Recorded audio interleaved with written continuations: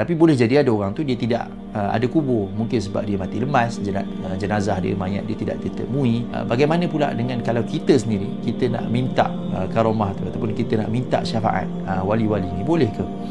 Kalau semasa wali itu masih hidup, kita boleh jumpa dengan wali tu, kita boleh belajar daripada dia, mengambil keberkatan daripada ilmu dia.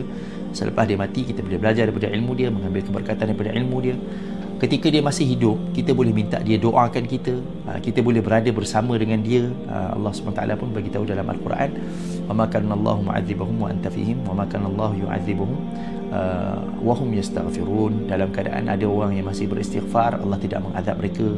Jadi boleh jadi karamah ataupun berkat daripada wali-wali ini, kita berada bersama dengan wali, kita mendapat tempiasnya. Itu boleh jadi, tapi masa dia masih hidup. Bagaimana pula dengan selepas dia mati?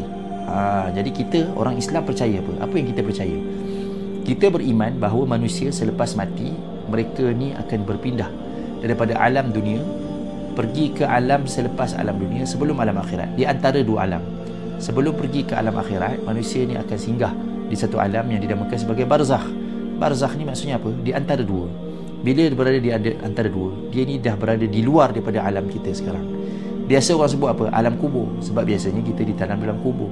Tapi boleh jadi ada orang tu dia tidak ada kubur, mungkin sebab dia mati lemas, jenazah dia, mayat dia tidak ditemui, ataupun mati mati dihempap oleh bangunan, jenazah dia tidak dapat ditemui, ataupun dia terbakar, dia punya mayat dia sudah menjadi abu, tak dapat ditemui, tak dapat diasingkan, tak dapat dipisahkan.